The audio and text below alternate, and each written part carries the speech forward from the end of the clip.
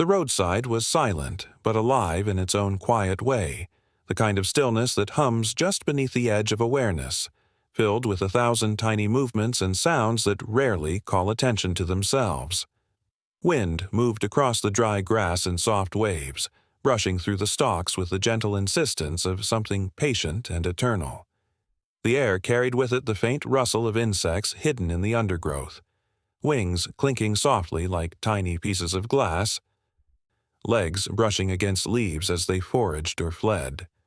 In the heat haze rising from the pavement, a torn piece of plastic had found a strange sort of dance partner in a thistle bush. It twisted in the sun, flashing in and out of brightness as it fluttered, snagged but not entirely trapped, moving just enough to suggest motion without progress. All of this unfolded beneath a pale and washed-out sky, that late afternoon kind of light that wasn't golden anymore but not yet gray either, hovering in that in-between hour where shadows begin to stretch like they're waking from sleep. The ditch beside the road, overgrown and rarely noticed by passing cars, held its own micro-world of thorns, burrs, forgotten wrappers, and the faint outlines of paw prints pressed into cracked mud. This was not a place people lingered. It was passed by, overlooked, but something had been watching. From the shadows of a narrow grove just beyond the ditch, something stirred, low to the ground. Unhurried, almost reluctant, as if the mere act of moving forward was both dangerous and necessary.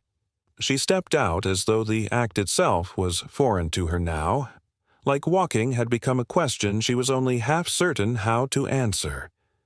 Her body was thin, too thin, with ribs faintly outlined beneath fur that had once been golden but now carried the color of dust. There was something cautious about the way she moved, not the light-footed elegance of a predator, but the deliberate quiet of an animal that had learned, perhaps the hard way, that the world was not always kind. Her head was low, ears pulled back, eyes scanning not for opportunity but for threat. She paused at the edge of the ditch, looking both ways not like a creature measuring traffic, but like something deciding if it was ready to be seen. There was a wound on her hind leg. Not fresh, but not old either. The kind of wound that spoke of wire or claws or maybe even desperation. She bore it the way wild things do, not with complaint but as part of her now. A fact, not a tragedy. She did not limp, but neither did she move easily. Her eyes, when they caught the sunlight, held the dullness of exhaustion, but there was also something behind them. Not hope, not yet, but memory. A flicker of something softer, buried under hunger and fear and time. The road she crossed had once meant something different. Maybe it was the route her humans used to take her for rides. Maybe it was the line she'd never been allowed to cross, the stay she'd obeyed when the leash was off and the front yard was still home. Maybe it was just a strip of hot tar now, meaningless except for the risk it carried. She crossed it anyway, slowly, one paw after another, each step testing the ground like it might vanish beneath her. A truck passed in the distance, too far to be a threat, but loud enough to make her flinch slightly. She didn't run. She simply froze, head low, body still, waiting for the sound to pass through her. When it did, she moved on, not toward something, but away from everything else. There was no destination, just the next patch of shade, the next scent on the wind, the next step that might or might not lead to food, water, safety. Behind her, the grove remained undisturbed, as though she had never emerged at all. In a way, it was true. This wasn't the first time she had watched from that cover, nor would it be the last unless something changed. She had been circling this stretch of road for weeks, according to the accounts of a nearby farmhand who'd left food scraps near the fence line. But she never came close. Not when people were present. Not when eyes were on her. She was a ghost, seen only in the early mornings or just before dusk, when the air cooled and the sky changed and human attention turned elsewhere. She had mastered the art of being invisible, of surviving just beneath the surface of other people's lives. And yet, today she stepped out, Not entirely willingly, but also not by accident. Something had shifted. Perhaps hunger had grown louder than fear. Or perhaps the scent on the wind carried something new. The trace of fresh water, the faintest memory of kibble, the echo of a voice that, while not familiar, wasn't cruel either. She paused again near a culvert, where runoff had gathered in a shallow pool lined with algae and mosquitoes. Her tongue flicked out, cautious, testing. She drank just enough to wet her throat. Her ears flicked at every sound: a sparrow's wings, a snapping weed, the distant hum of tires on asphalt. She didn't belong to this place, but she had adapted to it, the way some animals adapt to cages or deserts or loneliness, not through ease, but through necessity. Her body told the story of skipped meals, cold nights, fights she hadn't chosen but hadn't been able to avoid. Her fur was patchy along her back. A scar traced just beneath her collarbone where a collar may once have been, or where someone tried to catch her. Trust was not something she had anymore, not in the open, but she lingered near the edge of the road all the same.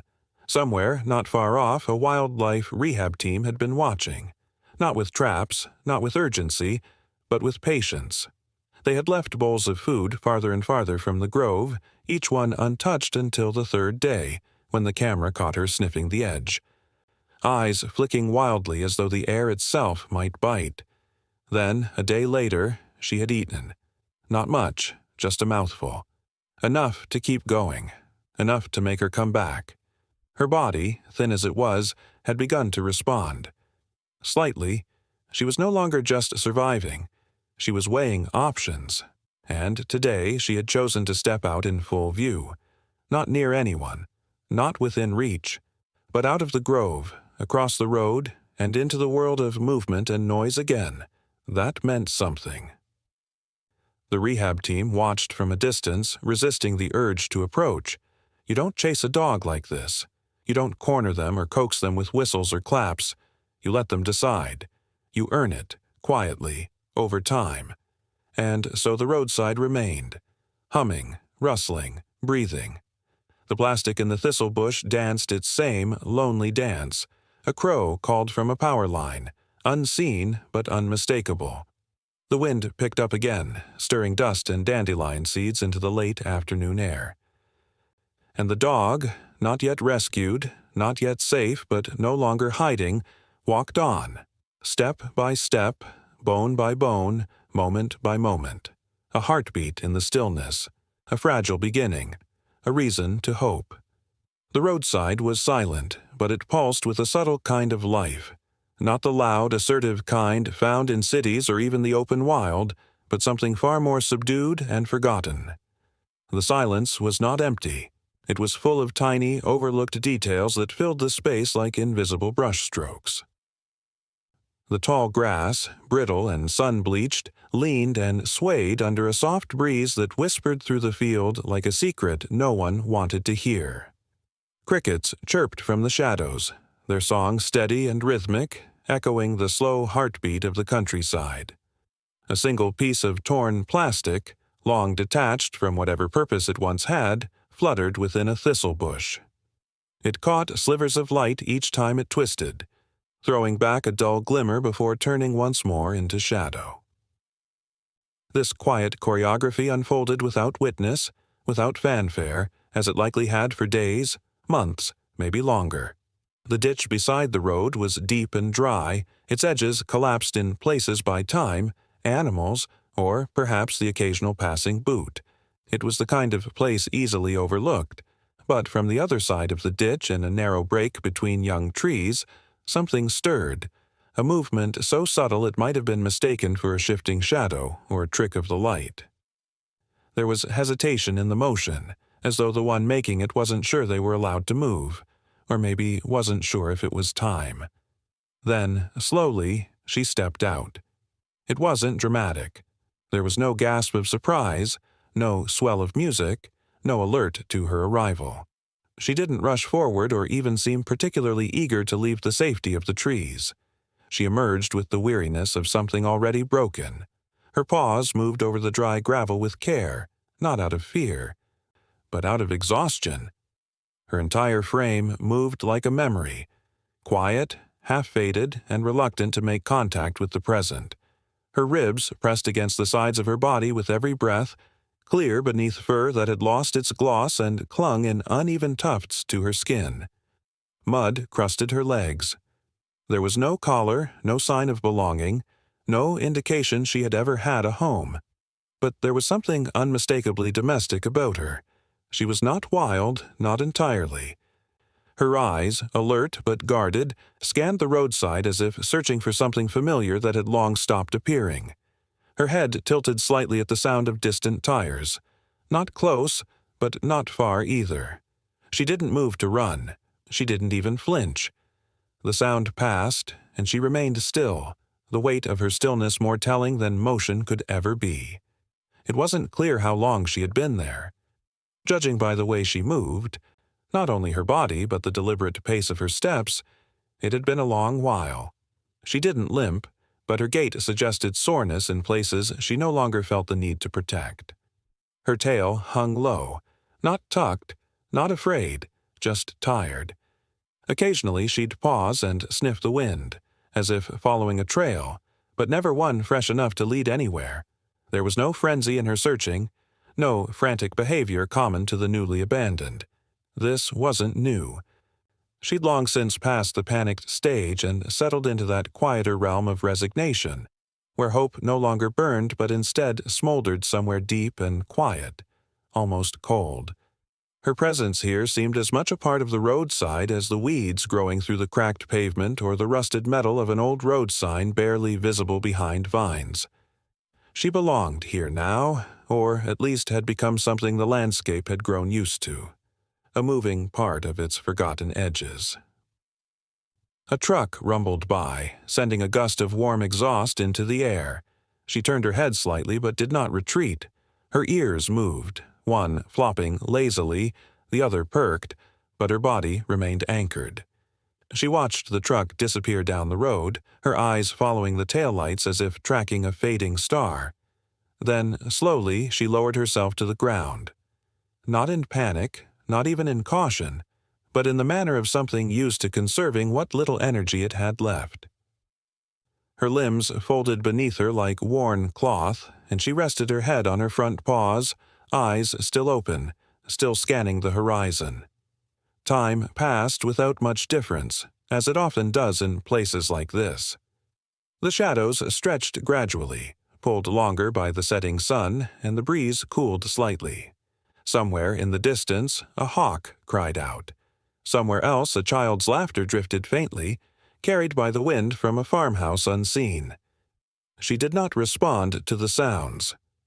Not the hawk, not the child, not the rustle of a rabbit darting through the brush nearby. Her world had narrowed, not in vision, but in scope. She saw it all.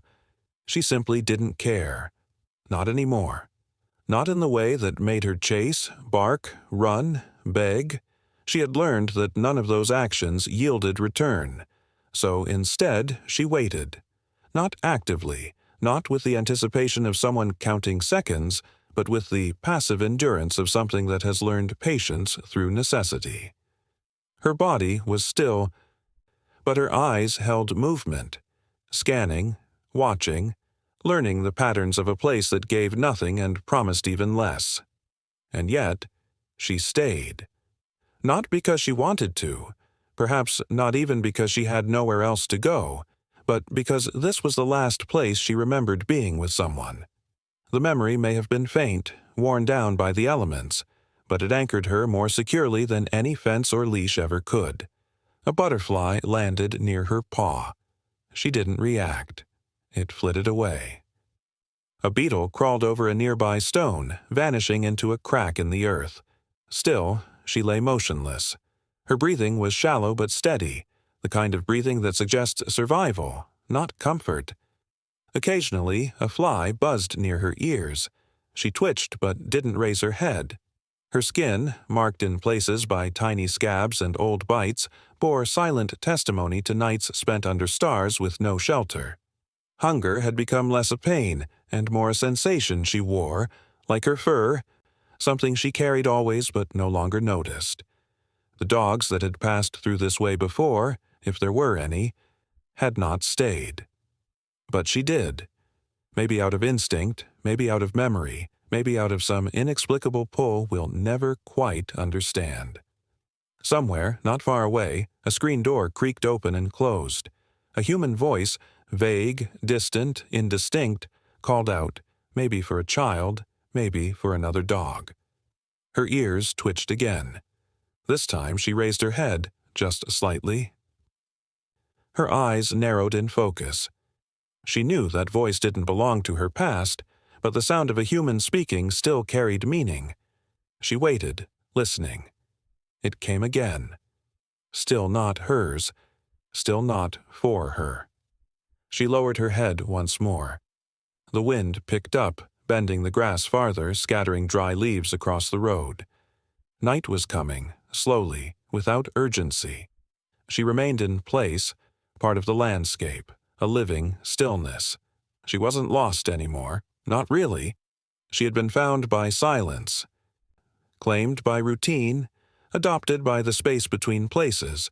And yet, had someone pulled over just then, had a car door opened and a familiar voice said her name, truly her name, the one she hadn't heard in months, everything in her might have shifted. The fatigue might have given way to disbelief, then to a trembling kind of joy. Her legs, slow to move now, might have found their strength. Her tail, heavy with disuse, might have wagged. Her ears might have stood at attention. She might have stood, stepped forward, hesitated only briefly before breaking into a run. The moment had not come. It might never, but the part of her that had once known love, once known warmth, once known the sound of laughter not carried by wind but directed toward her, that part hadn't died. It had gone quiet, buried beneath days of waiting, under nights of cold stars and mornings without food, but it was still there, sleeping, waiting, like her, always waiting. The roadside was silent but alive in its own quiet way, the kind of stillness that doesn't signal absence but rather a different rhythm of life. One not meant for hurried glances through car windows. Here, in this dusty, overlooked stretch of land bordering the edge of a forgotten highway, life pulsed with the soft insistence of survival. The wind moved across the dry grass like an invisible hand, brushing it in waves, carrying with it the faint rustle of insects hidden in the undergrowth. Their tiny movements created a symphony too subtle for most to hear, a whispering chorus beneath the hum of distant traffic. A piece of torn plastic, sun-bleached and brittle at the edges, danced in a thistle bush, catching the afternoon light as it turned like a lost ribbon in a breeze. It flickered silver, then dull again, fluttering without purpose, much like the littered memories of those who once passed through here and never looked back. Time moved slowly in this place, every minute stretching out long and drowsy as if the world had exhaled and forgotten to draw breath again. Nothing rushed here. Even the shadows cast by the low grove of trees that lined the ditch were reluctant to shift, clinging to the soil like a secret. It was from that hush, from the shadows themselves, that something stirred. Low to the ground, unhurried, almost reluctant, as if emerging not just from shade, but from a long absence of being seen. She stepped out. Not a grand entrance. No noise, no drama. Just motion, simple and soft. Her body moved as though the very act of stepping into the open was something she had rehearsed 1,000 times in silence. Thin limbs, cautious eyes, the kind of movement that spoke of being watched too often without kindness. Her fur, once likely a pale tawny or white, was now dulled and weathered, dust clinging to the coarse strands. Her ribs showed faintly beneath the skin, not in the desperate way of the starving, but in the weary manner of the forgotten. Her paws pressed lightly into the dry earth, testing each step, ears flicking once, not at danger, but at memory. She had learned long ago that loudness was not safety. And now, even in solitude, she moved with the practiced grace of one who had survived by being small, quiet, invisible. Her eyes scanned the horizon, not looking for anything in particular, not hope, nor food, nor shelter, but simply because looking was what she did. Looking was surviving. The grove behind her gave nothing away, no scent of others, no movement. She was alone, entirely. And though she had known this for some time, there was still that pause in her body, the brief tightening, as if she expected something, anything, to follow. But nothing did. Whatever past she had walked away from was gone now. What was left stood trembling on the side of a road no one cared to name. She lowered her head to sniff at the gravel. Uninterested but conditioned to do so. The trace of old tire tracks, the faintest scent of rubber long cooled. Nothing useful. She moved again, a few steps forward, her legs stiff from disuse or overuse. It was hard to say which. There was no urgency in her motion, but there was caution, a deep, bone-held knowledge that the world didn't always reward the bold. Her ribs lifted and fell with a quiet rhythm, and her breath carried dust and the weight of days spent moving from nowhere to nowhere. She had the look of a dog that had stopped barking long ago, not because she had forgotten how, but because she had learned the world didn't listen. Her tail, long and low, gave the faintest twitch as she moved forward, and for a moment the light caught in her eyes. They were not wild eyes. They were the eyes of something once loved and then left, a dull gleam not yet extinguished but dimmed by time and trial. Somewhere inside her a memory flickered, a scent, a voice, a warm floor, the sound of keys. But it was distant, foggy, as if belonging to someone else now, and so she did not pause to remember. She walked on. She passed the thistle bush where the plastic twirled and sniffed once at the dancing fragment, more out of habit than interest. It had no story for her, no promise, just another useless thing left behind, like her. The sun shifted slightly, sending longer shadows across the field, and still she moved, not knowing where to go but also not knowing how to stay. She crossed the road not with fear but with a kind of resigned slowness, a creature not expecting to be hit, not because she trusted the world, but because she had passed so many roads already, passed them, crossed them, waited at their edges, watched cars scream by, lights blinding and loud, never slowing. Sometimes they saw her and swerved. Sometimes they didn't. Either way, she learned to keep moving. The road was just another boundary that meant nothing. There was no fence, no food dish, no call. She followed no leash now, obeyed no name. If she ever had one, it had been swallowed by the wind. The field across the road was just as empty. Dry grass, scattered cans, the ghost of a path that may have once been worn by a foot or a paw. She followed it now, not because she believed it would lead somewhere, but because it was there. In this world, even faint paths were something to believe in. Her movement slowed. She stopped by a dry patch of earth where the wind had uncovered a bit of bone, small, likely rabbit or rat. She sniffed, turned away. Too old, too sun-bleached. Even hunger had its limits. She moved again, slower this time, as if the weight of the sun pressed harder. Her body, thin but functional, carried her with quiet dignity.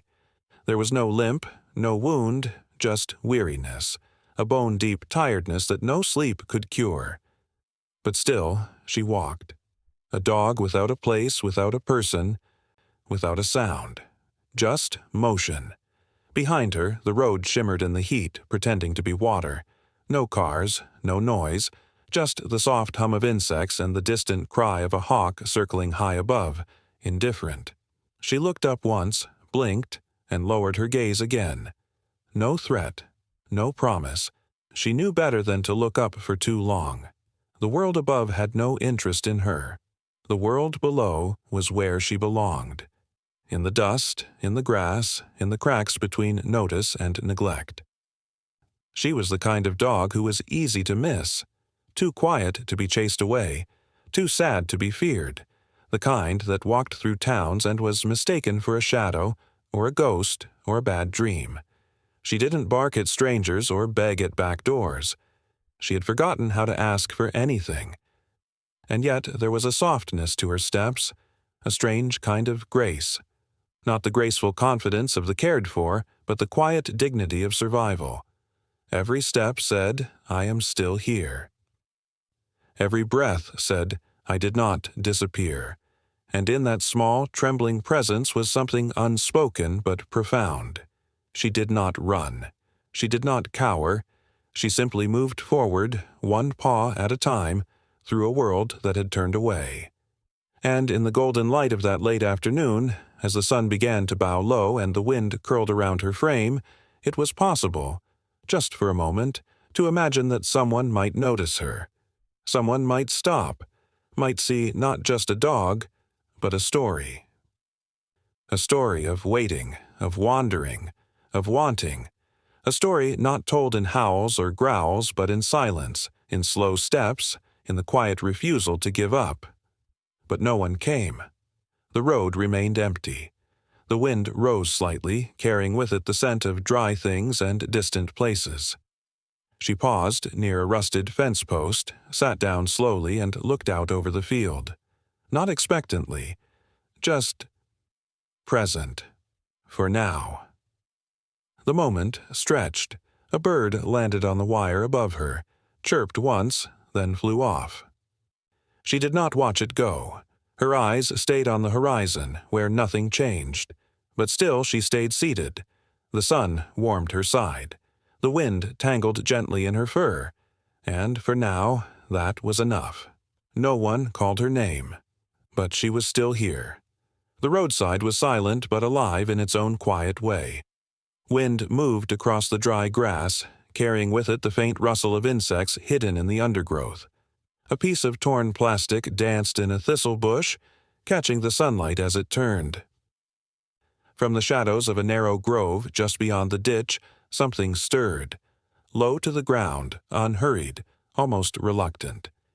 She stepped out as though the act itself was both an act of surrender and defiance. Her frame lean, her paws careful as they pressed into the sun-warmed dust. Her ribs showed faintly beneath her fur, a road map of silent days spent surviving in the forgotten pockets of the world. She was a dog, though the word didn't quite capture her, not as she was now. There was something ghost-like about her presence, something that suggested she'd seen too much and trusted too little. Her coat was dull, a faded patchwork of dirt-streaked beige and pale amber that may have once gleamed in the sun, back when she had a name and a place in someone's world. Now, she was just bones and instinct wrapped in silence, eyes deep and dark with watchfulness. She paused by the edge of the ditch and raised her head slightly, sniffing the air. Not just for food, but for the rhythm of safety, the invisible pulse of threat or comfort. Her ears twitched at the far-off sound of tires on gravel, but she didn't flinch. This world of rustling weeds and garbage-strewn shoulders had taught her patience. There was no room for sudden moves. She lingered near the thistle bush where the plastic danced, letting the wind stir through her fur. Every movement she made seemed calculated to cost her as little energy as possible, a stillness cultivated not from laziness but from a survival refined over weeks, maybe months of isolation. No collar clung to her neck. No tag jangled with her steps. She was a whisper, a shadow left behind by the life she once lived. Somewhere in her bones was the memory of a soft hand, of kibble poured into a metal bowl, of a voice calling her home. But that memory was blurred now. Overwritten by too many nights curled under rusted trailers, too many mornings pacing the backs of gas station lots, too many people who looked and then looked away. She walked forward slowly, almost daintily, as if the ground itself might reject her if she stepped too boldly. There was a discarded fast food wrapper caught on a shrub just ahead. She sniffed it gently, tongue flicking out once, but it offered nothing. Just the ghost of salt and grease. She moved on. A butterfly lifted from a low patch of goldenrod nearby, fluttering erratically in the sunlight, and for a moment her head turned, not with the playful curiosity of a house pet, but with the twitch of something that had learned to track movement before trusting it. There was no play left in her, not anymore. The sun was high and hot, though its warmth didn't seem to bother her. She'd learned to lie flat against the earth in its heat, learned which angles gave shade, which gave burn. Her paws were toughened, her gait slightly off, a limp in the left rear leg, subtle but telling. It hadn't healed right. She didn't seem to notice it now, or perhaps she simply had no choice. She moved toward a narrow runoff stream, just a trickle of muddy water lined with algae and broken cans. She sniffed it, judged it, then drank, slow and wary, her eyes always lifted between swallows. Trusting water was a dangerous thing. She had learned that the hard way, too. The world had become a collage of learned dangers. Garbage bags could mean food or could mean dogs. People could mean help or hurt, and often the latter came faster. The sound of footsteps meant nothing good. Car doors meant run. Kindness was a thing she had watched from a distance, too unpredictable to approach, too inconsistent to believe in. Behind her, deeper in the grove, two more shadows stirred, smaller, clumsier, wide-eyed, puppies, though not quite babies anymore. Their legs were long and awkward, still learning the timing of movement. One tripped on a branch, the other nosed at a pine cone. They watched her with that childlike confidence that hadn't yet been trained out of them, unaware of how fragile they really were. She turned her head once toward them. No sound, just a glance, and they immediately quieted, crouching lower in the brush. It wasn't fear. It was discipline. She had taught them that. She had become their world, mother, guide, shield. They'd been born beneath the abandoned shipping container 3 lots down, under stars and mosquitoes and silence. No one knew they existed. No one but her. She had nursed them through thunderstorms and heat waves, had dragged back scraps of food from dumpsters and parking lots, growling low when other strays came too close. She had hidden them from coyotes, from passing trucks, from well-meaning people with leashes and good intentions. Not because she didn't want help, but because she didn't know the cost of accepting it. Not anymore. She was broken in places no one could see. A dog left behind isn't just lost. She is reprogrammed. Every promise undone, every soft thing turned into a risk. She moved again now, away from the stream, her body angled to shield the view of her pups from the open road. She knew the road, knew its indifference.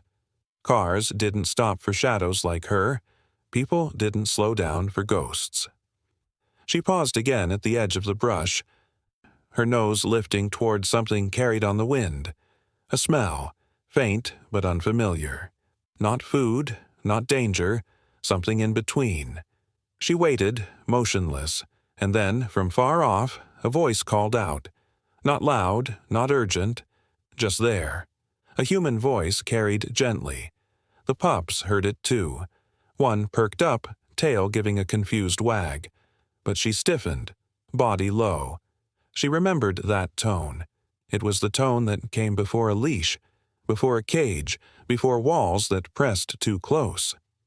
She had been caught once. Once was enough. She had chewed through rope, had bled through wire fencing. Freedom, even lonely, was better than the wrong hands. Still, the voice came again, closer now. And, along with it, a smell she couldn't place. Earthy, soft, warm. It wasn't food. It was something older than that.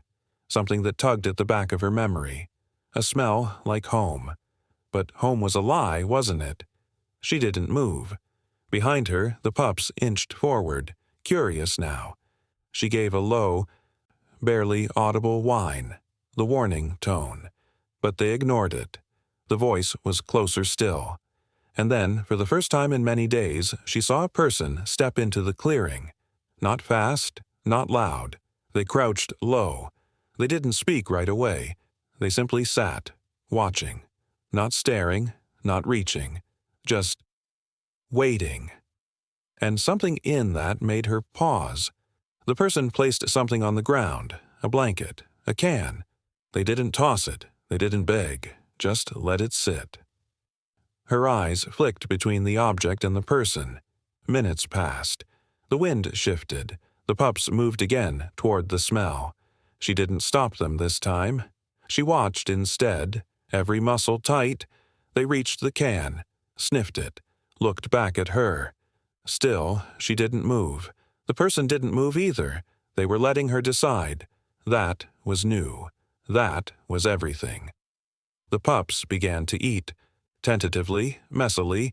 She took one step forward, then another. The person looked down, not at her. She came to the edge of the circle, nose twitching. She didn't eat. She only watched. Her legs trembled slightly, not from fear, but from the terrible weight of choice. Could she let herself hope? She didn't know. But she stood there in the golden hush of that roadside afternoon, with the wind brushing through her tired fur, and she let herself consider it. And that, for her, was the beginning. Not trust.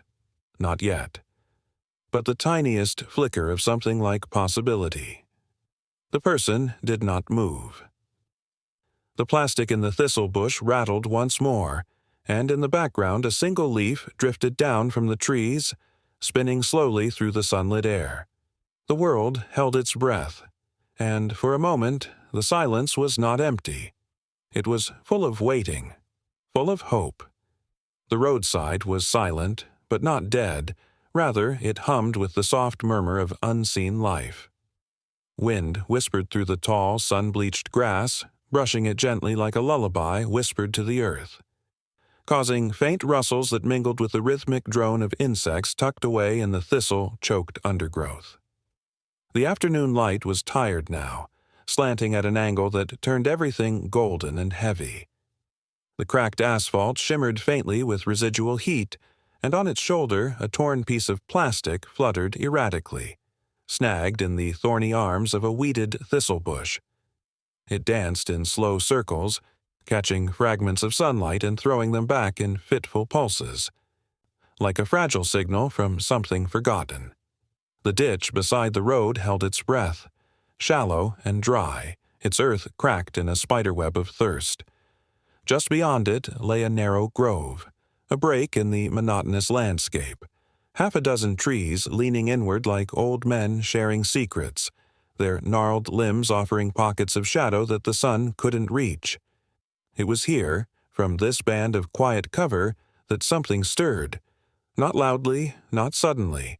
The movement was deliberate but hesitant, as though the act of emerging from concealment had to be weighed, considered, surrendered to.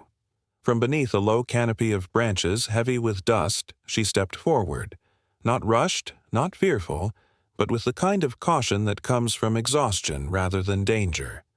Her movements were low to the ground, reluctant, as though every limb had to argue with gravity just to function. She was lean, but not from athleticism, from deprivation.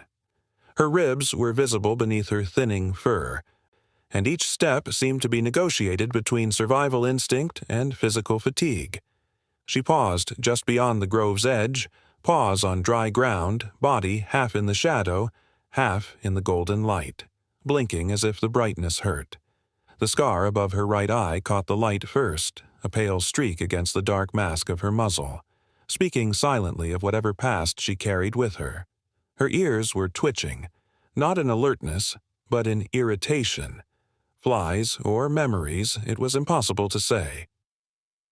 Her tail was low, not tucked, just trailing, and her sides rose and fell in shallow, controlled breaths, like she was trying to stay small even while exposed. Her eyes scanned the empty road, not expecting kindness, but checking for threat, a habit burned into her after too many nights spent evading engines and shoes. She did not run, even though every fiber of her body bore the signature of a runner. She had run for food, run from voices, run to nowhere. But now, in this still moment, she stood. The wind shifted slightly and brought with it a new scent, faint, strange, artificial. Not one that inspired immediate fear, but neither was it comforting. It simply was.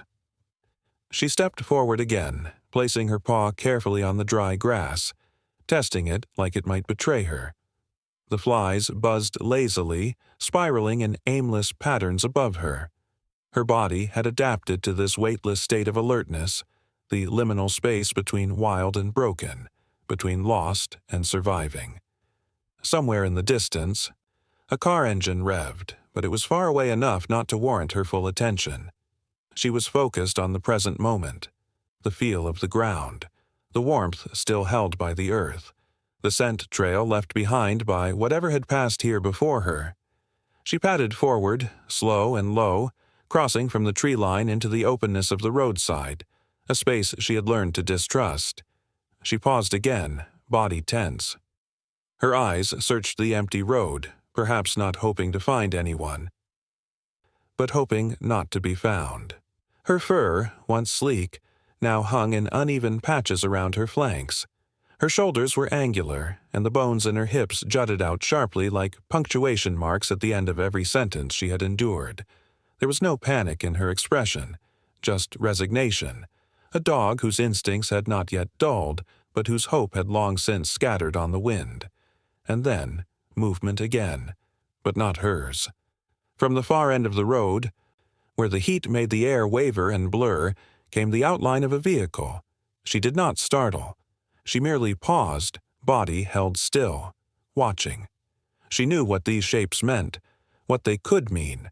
Nothing good ever arrived fast. Her body tensed, not to flee, but to be ready. For what, she didn't know. The car came closer, its engine purring low. Not aggressive, not yet. Still, she backed one step into the shadow again, partially hidden, but still visible. Her eyes never left it. Her body made no sound, not even her breathing. When the car rolled to a stop near her, gravel crackled beneath its tires and she flinched. Not backward, but inward, muscles tightening like an instinctive armor. The car door opened. A human voice, soft, uncertain, called out. Her ears flicked toward it, then away. She knew better. Words meant nothing. Footsteps on dry grass. Crunch, crunch. She waited. The smell was stronger now. Soap, cotton, worry. The human knelt not too close. They didn't reach out, not yet. Just stayed there, making themselves small, the way some of them did when they wanted something from her. She tilted her head, not because she was curious, but because this was how she had learned to see better. Her eyes narrowed, her nose twitched. The wind moved again, stirring her fur. The human didn't advance. They just waited. Time passed like slow molasses, stretching between them. And then, something changed. Her shoulders dropped a fraction. Her weight shifted slightly forward. One paw moved ahead, then another. Her eyes remained locked on theirs, as if asking a question even she couldn't quite phrase. She moved in slow motion, drawn forward not by trust, but by some thin thread of desperation. Hunger, maybe. Loneliness, certainly. The human reached into a pocket, brought out something. A smell. Food, real food. She stopped, nostrils flaring. Not close enough yet. She stayed just out of reach, watching. The hand placed the offering on the ground and withdrew. The human leaned back. No sudden moves, no tricks. She waited. 10 heartbeats. 20. Then she crept forward, each step deliberate like walking through a dream. Her nose reached the offering before her mouth did. She sniffed, hesitated, then a flick of her tongue, and another. The food was gone too fast. Her eyes lifted, cautious but wanting. The human still didn't move. She took a step closer. They spoke again, soft words, not commands. Just sounds. She didn't understand them, but she recognized the tone. Not a threat, not a lure, just presence. Her muscles twitched again involuntarily. A shiver passed through her, though it wasn't cold. It was something older than weather. Her tail moved slightly, unsure, and then the human extended a hand. slowly. Open palm.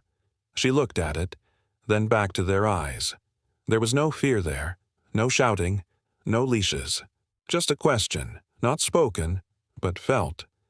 She inched forward. Her nose brushed the hand, and for the first time in many weeks, she allowed herself a single breath of calm. It was not trust, not yet, but it was the beginning of remembering what it felt like not to run.